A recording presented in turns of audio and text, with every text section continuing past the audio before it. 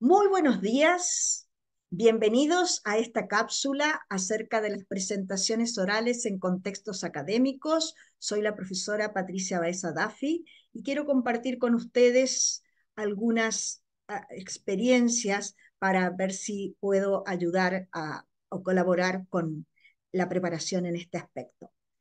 En primer lugar, quiero que vean estas fotos. Como ustedes pueden observar, tenemos un señor que se está secando la transpiración, otro joven que hace exactamente lo mismo, un niño con ojos asombrados y una mujer que dice, tengo miedo. Estas fotos nos están mostrando la sorpresa, el estrés, el miedo, pero ¿el miedo ante qué? El miedo, como ustedes ven ahí, los micrófonos, el miedo a hablar en público.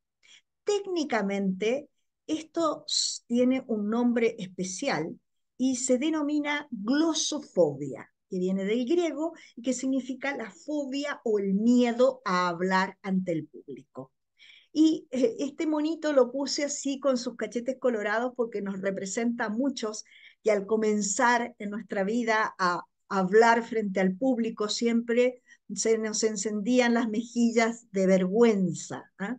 Cuando yo hoy converso con mis colegas o con algunos estudiantes, me dice, pero profe, a usted, ¿quién le va a creer que es tímida? Sí, sí, sí, yo fui muy tímida y obviamente esto se va superando con la práctica, tanto de hablar como alumna, de hablar como, al hablar como profe. Durante tantos años uno va superando esto, pero al principio no es fácil. Sin embargo, se puede, se puede. Como decía García Márquez, el mundo se divide en dos secciones, entre los que saben contar historias y los que no saben contar historias. Hay gente que naturalmente tiene ese don de poder contar, de poder explicar, de poder expresar. Otros no, pero podemos ir aprendiéndolo en el camino. Tengan fe en que así será, no más miedo y tenemos que responder a esto. Lo único imposible es aquello que no intentas. Por lo tanto, yo confío en ustedes y ustedes tienen que confiar en ustedes mismos en que sí lo van a poder lograr, que el miedo lo van a poder vencer. Adiós miedo. ¿Ah? Y vamos a dar algunas pequeñas recomendaciones. Voy a ir explicando paso a paso. Aquí tienen ustedes tres pasitos. Antes de la presentación, durante la presentación, después de la presentación. A medida que voy a ir explicando, pongo en azul la que voy a desarrollar. En azul, antes de la presentación, primer paso. Primero tengo que pensar algunas ideas, pero no solamente pensando en lo que a mí me gusta o lo que a mí me interesa, sino fundamentalmente en la audiencia que me va a escuchar. Si yo tomo un tema X, no es lo mismo que lo explica un niño en el colegio, que lo explica un adolescente en el colegio, a profesores, a colegas o a futuros colegas. Entonces tenemos que pensar bien qué ideas de todo este mundo de ideas que tenemos, cuáles quiero expresar. Hay una tendencia cuando investigamos o cuando queremos preparar una presentación a querer ponerlo todo, a querer decirlo todo. Esto, como siempre digo, metafóricamente, es la investigación y la presentación pública oral, es es como, empieza como un árbol. Uno quiere decirlo todo, quiere escribirlo todo, quiere investigarlo todo, pero después tiene que quedarse solo con una ramita. En la presentación oral pasa lo mismo. Ustedes han investigado mucho tiempo, han hecho muchas actividades, muchas tareas, muchos escritos, muchos borradores y muchos escritos ya definitivos y quieren mostrarlo todo. Y no se puede mostrar todo. Hay que seleccionar lo más importante. Después que tienen un esquema de las ideas más importantes, hay que hacer un guión. Es bueno hacer un guión, no hay que hacerlo, pero es bueno, es conveniente hacer el guión.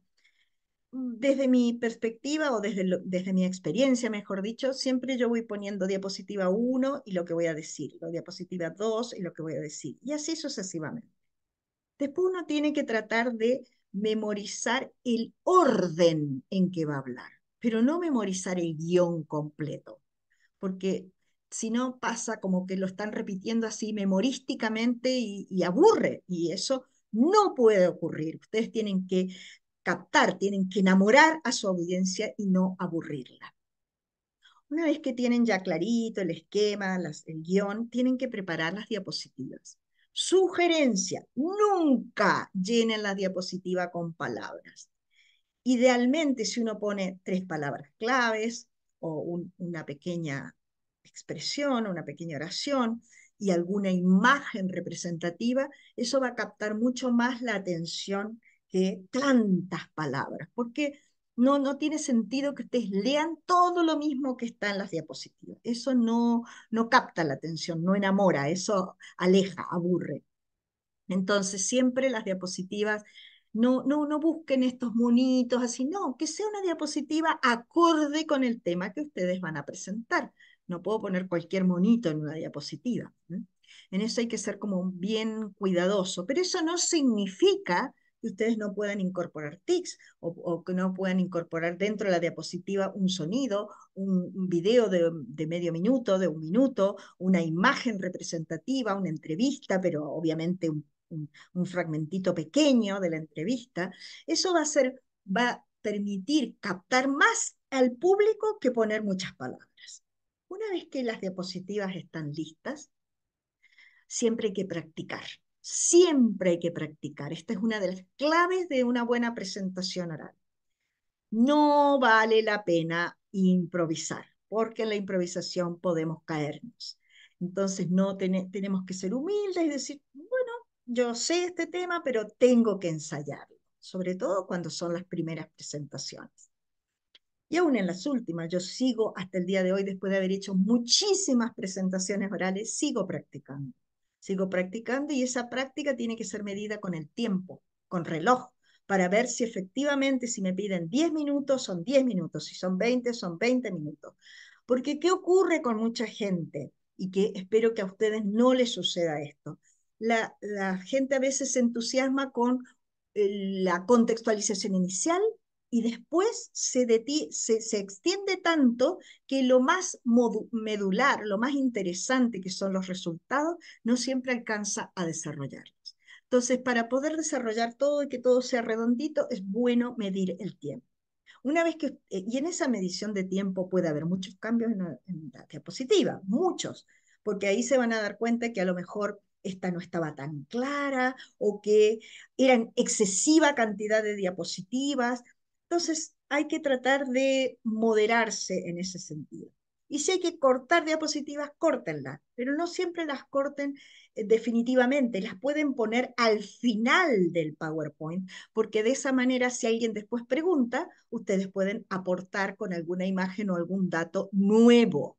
Eso es muy importante, no repetirse. Después que ustedes ya se midieron el tiempo, tienen seguridad de la cantidad de diapositivas, es bueno hacerse escuchar por un compañero, por un familiar, por un amigo, y ojalá por alguien que no sepa nada del tema. Si usted logra hacerle entender a alguien su propio tema, felicitaciones. Felicitaciones.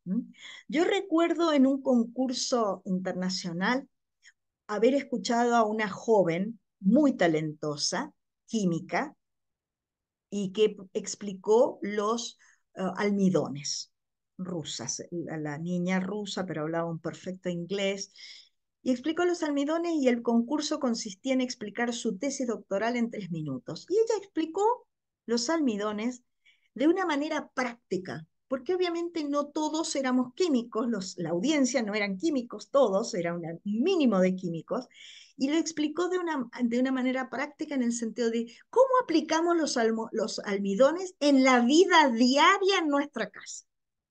Y fue fantástico, efectivamente fue la ganadora del concurso, y eso los y las invito a hacer, a condensar lo más importante. Y si yo que no sabía nada de química y en ese momento me explicaron los almidones de manera tan práctica, no me olvidé nunca en la vida de cómo se procesaba eso. Y no soy especialista para nada de eso. Entonces, si usted logra hacerle entender a alguien que no sabe nada de su tema, todo lo que usted quiere explicar, genial, va por un buen camino y sigas. Con respecto a durante la presentación, durante la presentación tiene siempre, ojalá, tres partes. Una primera parte que es de bienvenida a la audiencia o de apertura, una segunda parte que son todos los temas ustedes ya han puesto en su resumen, una contextualización, un objetivo, la perspectiva teórico-metodológica, análisis, resultados, conclusiones, referencias, etcétera. Y una tercera parte que es el cierre. Siempre es bueno tener las tres partes y ojalá lograr en los 10 minutos o los 15 que nos den mostrar esas tres partes. Con respecto a la bienvenida hay muchas posibilidades, inclusive ustedes pueden encontrar millones de videos con estrategias para poder abrir una presentación, como escribir una frase en la pizarra, entrar desde atrás, como que entras desde el público como un actor, hacerle una pregunta al público, hay muchas maneras. O ir directamente al grano y decir, muy bienvenidos, voy a hablar acerca de este tema o este problema en específico. Después, estos elementos que están ahí al medio constituyen lo que se llama la agenda. Es bueno mostrarle al público el orden de lo que ustedes van a ir presentando. Hay dos formas de hacerlo. Una, presentar este orden una sola vez, y otra es ir presentando el orden cada vez que usted va a cambiar de tema. La misma diapositiva la va presentando, mostrando en color lo que usted va a nombrar. Por ejemplo, de lo que usted va a hablar. Por ejemplo, si usted va a hablar del objetivo general, entonces presenta esta misma diapositiva, pero en color el objetivo general, para ir recordándole, ayudando a la audiencia a recordar qué es lo que usted va a hacer, cómo lo va a hacer. Y el cierre, ahí lo vamos a ver después cómo poder realizarlo. Y hay varios detallitos que hay que tener en cuenta. Esto es durante la presentación. Después de la presentación vienen las preguntas del público y sus respuestas, o las respuestas de las dos o las tres personas que expusieron si es grupal, ¿no? Bueno, antes de continuar, yo quiero mostrarles una presentación que hicimos en el año 2021 con una ayudante de mi proyecto Fondesit y que no es ninguna maravilla, no es ningún modelo, no es ningún ejemplo, pero solo como para presentar algo más concreto, porque de pronto nosotros hablamos desde las palabras y no concretamos. Va para ustedes entonces la siguiente presentación que hice en otra universidad con este proyecto Fondesit. Muy buenos días, bienvenidos a esta presentación que hemos titulado Construcción discursiva multimodal del duelo migratorio en la experiencia de dos niñas protagonistas en libros álbum latinoamericanos. Quien les habla somos Darlene Orellana y Patricia Varese. Como ustedes bien saben, la migración es un factor que se ha desencadenado en la última década con mucha fuerza y han venido todo tipo de migrantes, aquellos que hablan español, como los venezolanos, los colombianos, peruanos, etcétera, y aquellos que no hablan español como primera lengua, como en el caso de los haitianos. Hoy vamos a hablar acerca de dos libros que relatan este proceso de la migración, que es lo que sienten los migrantes, pero lo vamos a hacer a través de dos libros de niñas, con niñas protagonistas. Uno es Vamos a ver a papá y el otro es Eloísa y los bichos. Dentro de en esta exposición, nosotros lo que queremos ver son dos temas: el duelo migratorio y el desarraigo, cómo se dan en estos dos libros. Con respecto al desarraigo, que es más simple, ustedes ven ahí un zapatito tirado de raíz. Esto es como cuando nosotros entrevistamos a muchos migrantes, siempre ellos nos decían que se sentían como arrancados de raíz de su propio país. No sé si ustedes han escuchado esta canción de Facundo Cabral que dice no soy de aquí ni soy de allá. Eso es un poco lo que los migrantes sienten. Recuerdo una vez entrevistando a un chileno que vivía en Suecia, hacía ya muchos años, y él contaba que cuando llegó a Suecia extrañaba mucho Chile, pero cuando volvió a Chile extrañaba mucho Suecia. Entonces era estar en el limbo, ¿no? En estas dos situaciones que ambos países me afectan emocionalmente, obviamente. Estos tipos de duelos que ustedes tienen allí fueron analizados por un médico y nosotros queremos aplicarlo ahora a la lingüística. Son varios, no voy a mencionar todos por razones de tiempo, voy a mencionar algunos que sí son bastante relacionados con estos libros, están bastante relacionados con estos libros. El duelo por la familia y los amigos, el duelo por la lengua, porque no entiendo nada cuando recién llego al país, el duelo por la cultura, porque hay otra comida, ¿m? O el duelo por los riesgos físicos, porque, por ejemplo, una persona que nunca en su país tuvo un terremoto y llega a Chile y vive un terremoto, obviamente que eso lo va a marcar. ¿M? Bueno, estos son los dos temas en los cuales nosotros nos hemos centrado para el análisis del libro. El objetivo general de esta presentación es analizar la construcción discursiva multimodal del significado del duelo migratorio que deben vivir dos niñas protagonistas en los dos libros álbum que hemos mencionado, Eloísa y los bichos y Vamos a ver a papá. Es importante destacar que la perspectiva teórica que vamos a usar es una perspectiva que integra, por un lado, los aportes del modelo de la valoración y por otro, el análisis discursivo multimodal crítico. En palabras muy sencillas para quienes no son lingüistas, el modelo de la valoración analiza todas las evaluaciones orales o escritas que puede hacer una persona, que pueden ser de afecto, positivo o negativo, estoy triste, estoy feliz, o de juicio, esa persona es honesta o es deshonesta, o de apreciación, este cuadro es precioso o es horrible. Entonces nosotros analizamos primero, en una primera etapa que llamamos microanálisis, todos los recursos verbales y visuales que muestran estas valoraciones, o con los que se expresan, mejor dicho, estas valoraciones, porque el afecto no solo lo expreso con palabras, puede ser manifestado también a través de una imagen. ¿M? Por eso decimos que es multimodal. En una segunda etapa, que hemos denominado umbral, tratamos de ver las prosodias, es decir, qué patrones se repiten. Cuando estos recursos de la primera etapa se repiten mucho, mucho, mucho, conforman patrones. Y en una tercera etapa, que hemos denominado macroanálisis, analizamos cómo esos patrones funcionan como estrategias, que sirven para legitimar o deslegitimar personas, hechos, eventos, lugares, circunstancias, etc. En cuanto a los resultados, aquí vemos en esta imagen a Eloísa con su papá, que están en el centro de la imagen muy pequeñitos, y dice el texto verbal, llegamos una tarde cuando yo era pequeña. Si ustedes observan, todos los que están alrededor son bichos. En realidad no son bichos, son personas, pero como ellos están en un lugar que desconocen, para ellos eran como bichos raros estas otras personas. El proceso, el libro es muy interesante porque va mostrando el proceso desde que llegan hasta que ya se instalan, se adaptan a la nueva sociedad.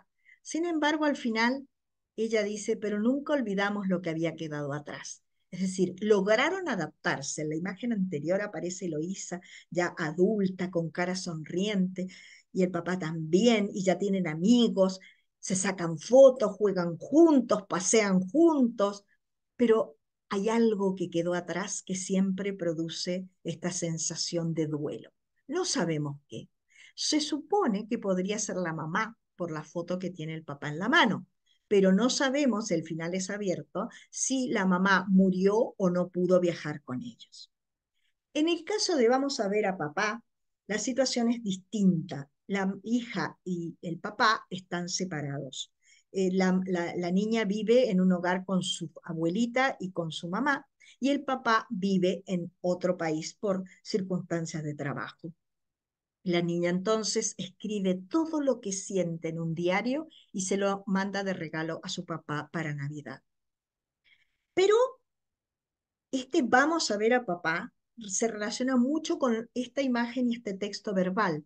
Vemos aquí una imagen elíptica, no aparece todo el cuerpo, aparece resaltada hiperbólicamente la cabeza grande, el teléfono grande, el hilo del teléfono grande. ¿Por qué? Porque ella está muy sorprendida porque su papá le ha dicho que les va a comprar los pasajes para que se reencuentren. Y aquí vemos a la abuelita, la mamá del papá, que muestra con la niña mucho afecto, mucho afecto. Y este afecto se da intersemióticamente, con palabras y con imágenes. ¿Ah? Vemos que la niña la quiere mucho, la abuelita dice, ay, me encantaría ir a ver a mi hijo, pero ya la vida no puedo, te voy a echar muchísimo de menos. Vemos los gestos de abrazo, de cariño. Entonces, no es solamente un afecto expresado con palabras, sino también con imágenes. Entonces, hay un duelo porque siempre el papá estaba lejos, pero también hay un duelo porque ahora va a tener que dejar a la abuelita para ir a ver al papá. ¿Cuáles son los aspectos comunes de estos dos libros? En cuanto al modelo de familia, en Eloísa y los bichos hay una migración conjunta de padre e hija. En cambio, Vamos a ver a papá es una familia transnacional. O sea, están separados, pero vuelven nuevamente a cruzar las fronteras para juntarse. El rol del padre es un rol protector en el caso de Eloísa y es una figura que no está presente físicamente, pero que muestra un afecto muy grande hacia la que se muestra un afecto muy grande de parte de la niña y de parte de la mamá, o sea, de la abuelita, que es la mamá del papá. En cuanto al duelo migratorio, en Eloísa vemos el desarraigo de la infancia. Extraña su tierra, su lengua, su comida, sus seres queridos, su etnia. Y en el caso de Vamos a ver a papá, hay un desarraigo cultural porque no logra adaptarse totalmente a las costumbres de este país, e interpersonal porque está arrancada de su papá. La separaron de su papá y ahora la van a volver a encontrar. Nuevamente vemos el momento en que se expresa ese duelo, que es muy distinto. En Eloísa es la posmigración, o sea, el duelo viene después que han llegado hija y papá al nuevo país y echan de menos el anterior. Y en el caso de Vamos a ver a papá, es la premigración, es decir, todo el proceso que se da en la niña antes de ir a otro país a encontrarse con su papá. En cuanto a la presencia materna, está ausente en el caso de Eloísa, y en el caso de Vamos a ver a papá, hay un núcleo predominantemente femenino, porque como expliqué al principio, la niña vive con su abuelita y con su mamá. Conclusiones. ¿Cuáles son los recursos más utilizados? Las imágenes narrativas que hacen referencia a temas conflictivos. La ausencia de la madre en el primer libro, la falta de la abuelita en el segundo, porque se va a tener que separar de ella. Hay una afectividad polarizada, me tiran el corazoncito para los dos lados. Por un lado, quiero reencontrarme con mi familia y por otro lado, para reencontrarme, me tengo que separar de algún ser querido. ¿Cuáles son los patrones valorativos? O sea, cuando los recursos se repiten mucho, conforman patrones que expresan en general afecto en los dos libros. Positivos y negativos. Positivos porque quieren mucho a las personas, al papá, a la mamá, a la abuelita. Negativos porque están lejos de otras personas que quieren. Estos patrones funcionan como estrategias que legitiman a quienes, a los seres queridos, y que deslegitiman. ¿Qué cosa deslegitiman? ¿Qué hechos se deslegitiman? Acá el desarraigo, el duelo por tener que emigrar, el desplazamiento territorial y todas las consecuencias que esto puede ocasionar. Aquí tenemos nuestras referencias y les damos las muchas gracias por habernos escuchado y estamos a disposición de ustedes para todas las preguntas que nos quieran hacer o comentarios que quieran realizar. Todos serán bienvenidos a este nuevo diálogo. Gracias. Aquí termina la presentación que puse ahí como no modelo, porque no es un modelo de nada, es simplemente para mostrar un ejemplo concreto de una presentación que era aproximadamente entre 10 o 15 minutos, creo. Y esto nos significó mucho, mucho, mucho ensayo, mucho ensayo. porque la persona con la que yo exponía además ya no vivía aquí no vivía en Santiago, yo estaba en Santiago y la otra persona en Temuco, lo teníamos que hacer por Zoom y teníamos dos personas más de nuestro proyecto que nos iban criticando qué cambiar, qué modificar, cómo hacerlo. Entonces fue muy valioso en ese sentido, pero fue mucha práctica hasta que logramos dar con la cantidad exacta de diapositivas y responder al tiempo. Porque en los congresos, a veces, en los grandes congresos internacionales, a veces son muy tajantes. Dice, hasta aquí se cortó, se termina el tiempo. En otros no, son un poquito más permisivos. Pero nosotros nos tenemos que preparar para que nos alcance el tiempo perfectamente. En la parte final de las preguntas, lo que no hay que hacer es repetir las mismas ideas. O de lo contrario, repetirlas, pero parafraseándolas para que no sea exactamente igual. Lo que sí hay que hacer es una reflexión crítica, es decir, mostrar que lo que expusimos hay un acuerdo, que hay una concordancia entre los objetivos que nos planteamos y las evidencias que mostramos.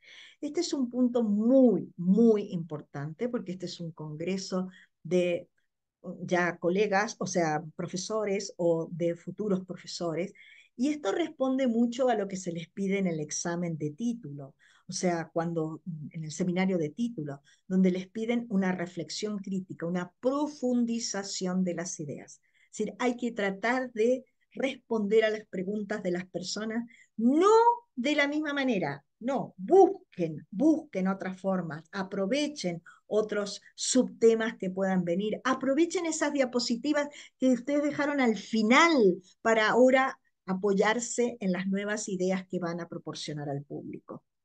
También es muy, muy, muy importante que no se apuren a responder. No se pongan nerviosos si quieren responder pronto. No, hay que pensar la respuesta. Tienen que darse el tiempo para pensar la respuesta. Yo he aprendido a lo largo del tiempo que una opción que me ha sido muy útil, es que cuando alguien me pregunta algo y es una pregunta difícil de responder, yo le digo, oh, muy buena pregunta. ¿Qué pregunta más interesante? Y mientras le estoy diciendo eso, voy caminando frente al público y pensando en la posible respuesta. Entonces, cuando uno se apura, tiende a responder no de la manera más adecuada.